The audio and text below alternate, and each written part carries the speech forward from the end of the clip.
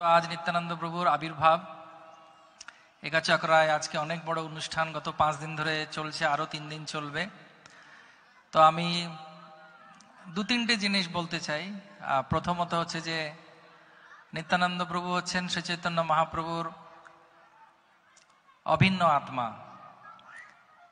ভগবান ভগবদ্গীতাতে বলছেন, সর্বধর্মং পরিত্যাজ্য মামেকং শরণং ব্রজ অহং ত্বং সর্ব পাপেভ্যো, তারপরে মোক্ষই স্বামী মাসুচ। সর্বধর্ম পরিত্যাজ্যটা কি সেটা ভগবানের দেখানোর সময় হয়নি, বা তিনি দেখাননি কৃষ্ণ।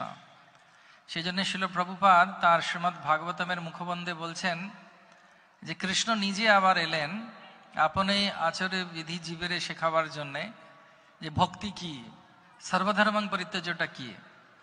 সেই জন্যে শ্রী চৈতন্য মহাপ্রভু রূপে তিনি এলেন। কাঞ্চন সদৃশ্য দেহ অরুণ বসন, শ্বেত কম্প পুলকাশ্রু তাহাতে ভূষণ। তো মহাপ্রভু অবতীর্ণ হলেন, এবং মহাপ্রভু যখন আসেন, মহাপ্রভু একা আসেন না, মহাপ্রভু তার পার্শ্বদেরকে নিয়ে আসেন। তো মহাপ্রভুর সম্পর্কে ভক্তিনাথ ঠাকুর বলছেন, শ্রীকৃষ্ণ চৈতন্য প্রভু জীবে দয়া করি, সপার্ষদ শ্রীয় ধাম সহ অবতরী, অত্যন্ত দুর্লভ প্রেম করিবারে দান, শিখায় শরণাগতি ভকতেরও প্রাণ। তো মহাপ্রভুর সঙ্গে নিত্যানন্দ প্রভু এলেন।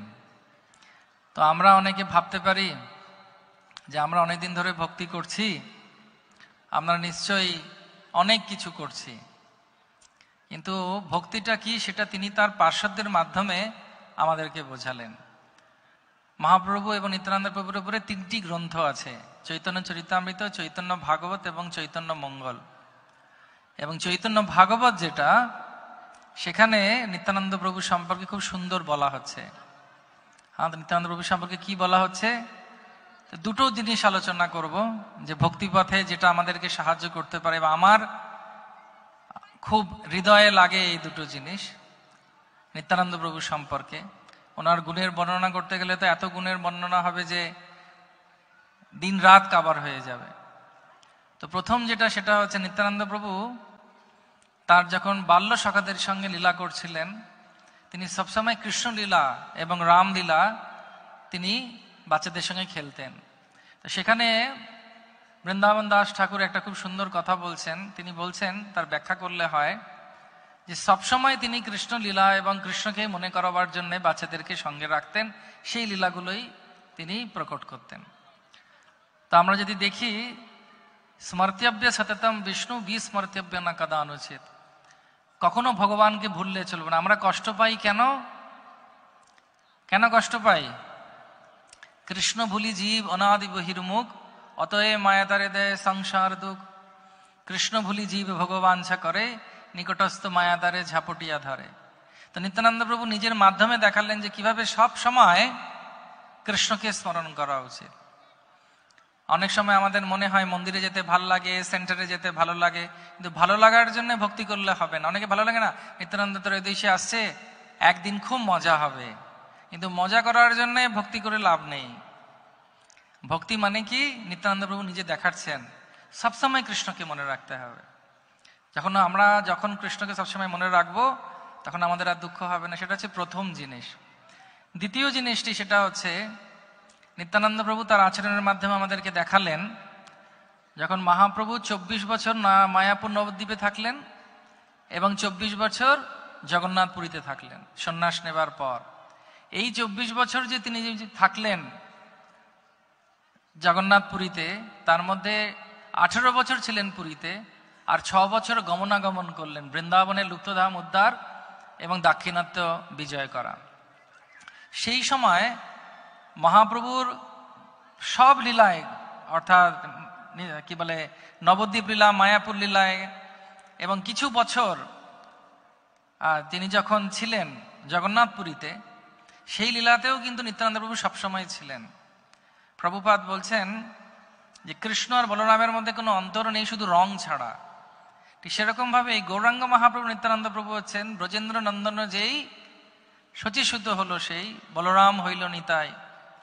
কিন্তু যখন নিত্যানন্দ প্রভু জগন্নাথপুরীতে গেলেন, কিছু বছর পর মহাপ্রভু একদিন ওনাকে ডাকলেন, এবং ডেকে কি বলছেন তো এখানে খুব সুন্দরভাবে চৈতন্য চরিতামৃতে বলা হচ্ছে, চৈতন্য চরিতামৃত পঞ্চদশ পরিচ্ছদ মধ্যলীলা শ্লোক নম্বর 41 থেকে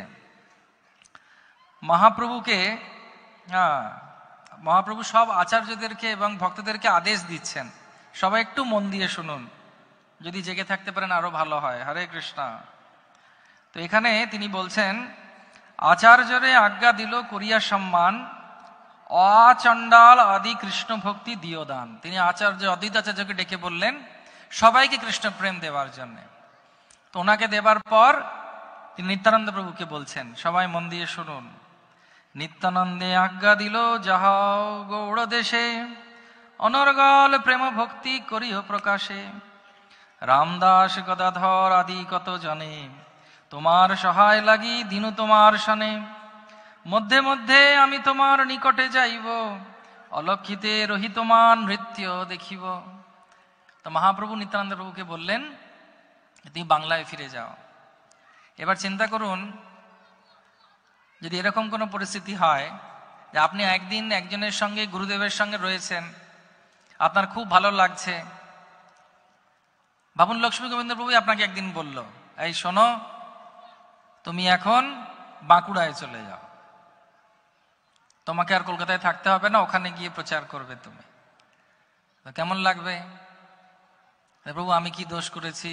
না, যাব না, চলবে না, চলবে না, আমাদের দাবি মানতে হবে, আমাকে কলকাতায় রাখতে হবে। তা আমাদের মনে এরকম আসে, আমরা ভাবি যে কেন যাবার কি দরকার আছে। প্রভুপাদ দিল্লি থেকে হরিদ্বার যাচ্ছিলেন ট্রেনে, তো একজন লাইফ মেম্বার উঠেছেন। যে লাইফ মেম্বার ছিল প্রভুপাদের সঙ্গে কথা বলতে বলতে প্রভুপাদ জানতে পারলেন যে ওনার অনেক জমি জায়গা আছে। তখন প্রভুপাদকে সে লাইফ মেম্বার বলছেন, আপনি যদি চান আমার এখানে একটা পরের স্টেশনে আমি নামবো, সেখানে একটা বড় জমি আছে আমার, আপনি চাইলে ওখানে সেন্টার খুলতে পারেন। না, প্রভুপাদ তার পাশে একজন শিষ্য বসেছিল, তাকে বললেন তুমি ওনার সঙ্গে নেমে যাও আর এখানে একটা সেন্টার খোলো। আর সেই ভক্ত নেমেও গেলেন এবং সেন্টার খোলার চেষ্টা করতে ওখানে নেমে গেলেন। আমরা জানি যখন শ্রীল তামাল কৃষ্ণ গোস্বামী মহারাজ গুরুদেব, তাকে একদিন প্রভুপাদ ডেকেছেন। তিনি তখন খুব ভালো করে বুক ডিস্ট্রিবিউশন করতেন এরকম গাড়ি নিয়ে। তো তাকে যখন ডেকেছেন তিনি সবাই গেছেন, কিন্তু এত ভালো প্রচার করতেন গাড়িতে করে বুক ডিস্ট্রিবিউশন বা গ্রন্থ বিতরণ, মন্দির খালি হয়ে যাচ্ছিল। সব ব্রহ্মচারীরা বাসে বাসে করে গ্রন্থ বিতরণ করছিল। তো এমতো অবস্থায় প্রভুপাদ ডেকেছেন ওনাকে, ডেকে বলছেন তুমি চায়নায় যাও। চায়নায় তখন খুব অসুবিধে, চায়নায় গিয়ে ইসকনের প্রচার করো। তখন তামাল কৃষ্ণ গোস্বামী মহারাজ গুরুদেব বলছেন যে আমি এখানে তো প্রচার শুরু করেছি, একটু ফলও পাচ্ছি। তা প্রভুপাদ আপনি কি চান? বলছে আমি চাই তুমি চায়নায় চলে যাও। তো আমরা অনেক সময় ভাবি ভক্তি মানে খুব ভালো, হ্যাঁ ভালো, ভক্তি মানে খুব আনন্দ, হ্যাঁ আনন্দ, এই নাচবো, ঘুরবো, বেড়াবো, যাত্রায় যাব, তিলক পরবো, কণ্ঠী পরবো। কিন্তু নিত্যানন্দ প্রভু দেখাচ্ছেন যে ভক্তি মানে কি। হ্যাঁ, ভালো লাগে না মায়াপুর যেতে? ভালো লাগে না কীর্তন শুনতে? সেখানে আটকে থাকলে হবে? দেখলে হবে কি? জোরে বলুন, দেখলে হবে? খরচা আছে, এমনি এমনি কৃষ্ণকে পাওয়া যায় না। আপনাদের লক্ষ্মী গোবিন্দ প্রভু কতদিন মায়াপুরে থাকেন? আজকে যদি উনি কষ্ট না করতেন এই হলটা ভরতো? আপনারা কৃষ্ণ প্রেম পেতেন? বলুন, এনাদের ভক্তরা যদি এত পরিশ্রম না করত, নিত্যানন্দ প্রভুকে অনুসরণ না করত, প্রভুপাদ যদি বিদেশে না যেতেন, ওই বৃন্দাবনের ঘরেই থেকে যেতেন, তাহলে আমাদের আজকে এত রকমের রান্না বান্না করে ভোগ লাগিয়ে খাওয়া হতো? প্রভুপাদ একটা 100 গ্রাম মাখন 1 মাস চালিয়েছেন, একটা আপেলকে 6 দিন খেয়েছেন। দেখলে হবে? খরচা আছে। তার মানে কি? কষ্ট করতে হয়।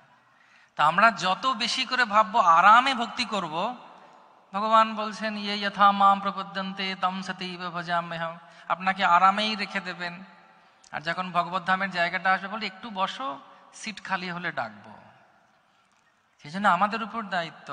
বাউল বাউল বলছি সবাই, বাউল হচ্ছে কোন জনা, সারা গায়ে মাখলে তিলক গৌর মেলে না।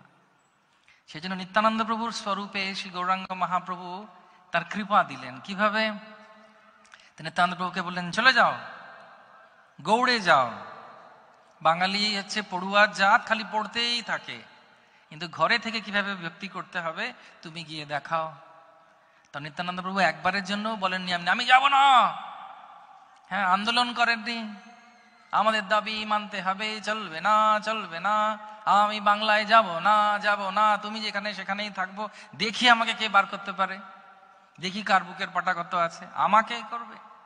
তো এরকম অনেক সময় আমরাও ভাবি ভক্তিতে, আমার এই ডিপার্টমেন্ট থেকে আমাকে অন্য ডিপার্টমেন্টে যেতে বলছে, কেন যাব?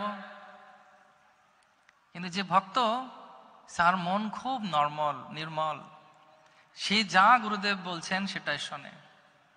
গুরুদেব তার ভালো জানেন।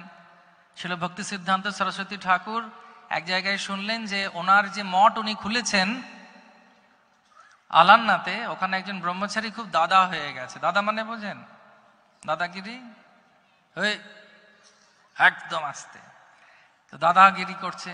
তো তখন তিনি তাকে ডাকলেন, ডেকে বললেন যে আমি একটা নতুন মঠ খুলেছি মাদ্রাসে,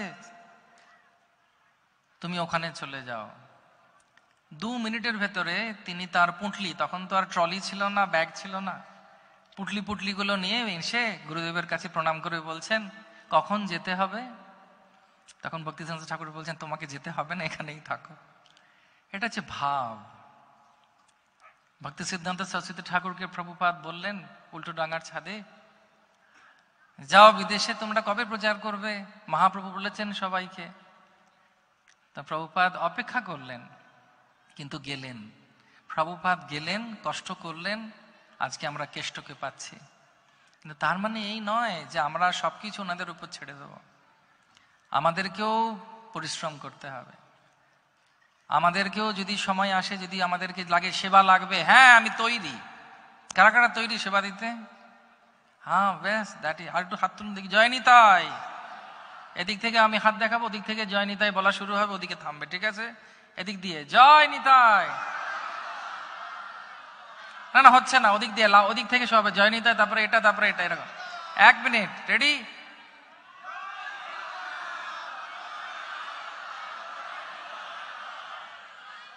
আর এবার ওদিক থেকে তালি শুরু হবে, ওদিক থেকে তালি, তারপরে এদিকে তালি, ওদিকে তালি, আবার আসতে এদিকে এদিকে এদিকে এদিকে, এবার সবাই একসঙ্গে হরি বল। তো আমাদের সবাইকে পরিশ্রম করতে হবে।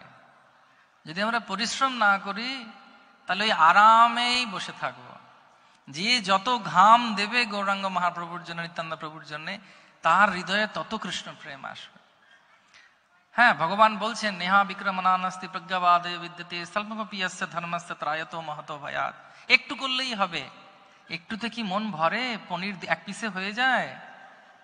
রসগোল্লা, নলেন গুড়, সন্দেশ একটা পিসে কি হয়ে যায়? মনে হয় না যে আরেকটা পাতে পড়লে বেশ হয়? ঠিক সেই রকম ভাবে চিন্তা করুন তো, একটা সময় যদি আসে হৃদয় পুরো পরিষ্কার, কারুর প্রতি দ্বেষ নেই, হিংসা নেই, সবাইকে ভালোবাসতে পারছি, যার সঙ্গে দেখা হচ্ছে তাকে আমি আলিঙ্গন করতে পারছি এবং কৃষ্ণ প্রেম দিতে পারছি। শুনে কেমন লাগছে? কি শুয়ে পড়লেন নাকি? আমি দেখতে পাচ্ছি না আপনাদের। সবাই একটু জোরে বলুন তো হরি বল। শুনে কেমন লাগছে? তো সেই জন্য আমাদের দুটো জিনিস দরকার। একটা হচ্ছে সার্ভিস অ্যাটিটিউড, সেবা করার মনোবৃত্তি রাখা উচিত।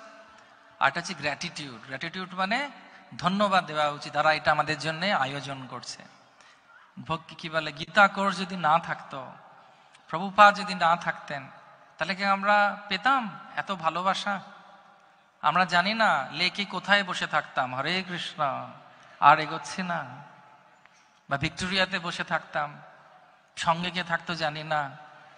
হ্যাঁ, ভিক্টোরিয়াকে বলে হচ্ছে যৌবনের উপদ্বীপ আর বার্ধক্যের বারাণসী, হরে কৃষ্ণ। তো সেই জন্য আমরা কোথায় বসে থাকতাম জানি না, কিন্তু আমরা এখন লেকে আছি, অনেকে আমাদের স্কুলে যখন পড়তাম বলতো, এই কোথায় গেছিস রে? তোরা লেকে লেকে। কিন্তু এখন আমরা লেকে আছি, আমরা বলতে পারবো এখানে যে আমরা গীতা কোর্সের প্রোগ্রামে এসেছি, হরি বল। সেজন্য আমাদের কৃতজ্ঞতা রাখতে হবে। তা একটা ছোট্ট গল্প বলে শেষ করব, কৃতজ্ঞতা কাকে বলে। তা একটা নৌকাতে করে কিছু লোক যাচ্ছিল, ওখানে একটা পালোয়ান ছিল। তা একজন লোক খুব রোগা পাতলা, সেই পালোয়ানটাকে গিয়ে জিজ্ঞেস করছে, দাদা কটা বাজে? তখন সেই পালোয়ানটা হাতের মুষ্টি করে ওর মাথায় একটা দুম করে কিল দিয়েছে। তখন মাথা ঘুরে গেছে, তো গিয়ে বলছে, মারলেন কেন? বলছে, এটা আমার নীতি বা নিয়ম, যার মাধ্যমে আমি তোমাকে বললাম 1টা বাজে। বোঝা গেছে? এটা আমার স্টাইল বা আমার ধরন বোঝাবার কটা বাজে। তুমি জিজ্ঞেস করলেন না কটা বাজে, দুম 1টা বাজে। তখন ও ফিরে এসেছে, মাথা ঘুরছে। তখন ওর বন্ধু বান্ধবরা বলছে, এই চল ওকে গিয়ে মারি। বলছে, ওর চেহারা দেখেছিস? ওর হচ্ছে 6 প্যাক, আমার ফ্যামিলি প্যাক। তা আমি কিভাবে ওকে মারবো? আর আমি ভগবানকে ধন্যবাদ দিচ্ছি যে আমি 1 ঘন্টা আগে ওকে জিজ্ঞেস করিনি কটা বাজে। বোঝা গেছে? বোঝা গেছে? তো এটা হচ্ছে কৃতজ্ঞতা স্বীকার। কৃতজ্ঞতা স্বীকার মানে যা পেয়েছি প্রভু যথেষ্ট, এত কৃপা কেউ পায়, আমরা পেয়েছি। সেজন্য আমাদের খুব সিরিয়াসলি গম্ভীরতার সঙ্গে নিত্যানন্দ প্রভুর চরণকে ধরে রাখতে হবে। নিতাই না বলিল মুখে, মজিল সংসার সুখে, সেই পশু পড়ো দুরাচার। নিতাইয়ের চরণ সত্য, তাহারও সেবক নিত্য, নিতাই পদ সদা করো আস। নিত্যানন্দ প্রভুর কাছে একটাই প্রার্থনা, আমার যেন মন ভরা থাকে আমাদের কৃতজ্ঞতায়, গুরুদেবদের প্রতি, বৈষ্ণবদের প্রতি, গুরু ভাইদের প্রতি, গুরু বোনেদের প্রতি কৃতজ্ঞতা যেন ভরা থাকে। আর কি, যার কৃতজ্ঞতা ভরা থাকবে হৃদয়ে, সে কি করবে না, সবসময় সেবা করতে চাইবে, তাই না? যে আমি কি করতে পারি, সেটাই আমরা চাইছি বারবার গৌরনিতাইয়ের কাছে, আমাকে সেবা দান করো। তা আমি আর দীর্ঘায়িত করব না। আমি প্রভুর কাছে খুব কৃতজ্ঞ যে প্রভু আজকে আমাকে ডেকেছেন। বাংলাদেশে উনিও আমার সঙ্গে অনেক প্রচার করেছেন, আমরা অনেক জায়গায় একসঙ্গে থেকেছি এবং অনেক সুন্দর মধুর স্মৃতি এবং অভিজ্ঞতা প্রভুর সঙ্গে আমার আছে। প্রভু একটু কড়াও আছেন কিন্তু, হরে কৃষ্ণ। এবং সেই জন্যই খুব ভালো, একটু কড়া না হলে না আমরা পেয়ে বসি। সেই জন্য আপনাদের অনেক সৌভাগ্য যে লক্ষ্মী গোবিন্দ প্রভুর মতো এত সুন্দর বৈষ্ণব পেয়েছেন। প্লিজ প্লিজ হাত জোড় করে আপনাদেরকে বলছি, আপনারা এই সমস্ত বৈষ্ণবদের আপনাদের জীবনের উপস্থিতিকে সহজভাবে নেবেন না। দাঁত থাকলে দাঁতের মর্যাদা দিন, তাহলে দেখবেন দাঁত যেরকম পরিষ্কার থাকবে, আমরাও যখন সহ সম্মান করি যে আমি যে কৃপা ভালোবাসা পেয়েছি, তখন গৌর নিতাই খুব খুশি হয়ে আমাদেরকেও প্রেম রতন ধন দেবেন। সেটি কি না, কৃষ্ণ প্রেম দেবেন। আপনারা একটু হাত তুলবেন, 2 হাত দিয়ে আমাকে আশীর্বাদ করুন যে আমি যাতে আপনাদের এইভাবে সেবা করতে পারি, আর প্রভুর সঙ্গে সবসময় যেন এরকম ভাবে হরিকথা আস্বাদন করতে পারে। আপনাদের অনেক ধন্যবাদ। হরে কৃষ্ণ। হরে কৃষ্ণ। শিবাদানন্দমোহন প্রভু কি।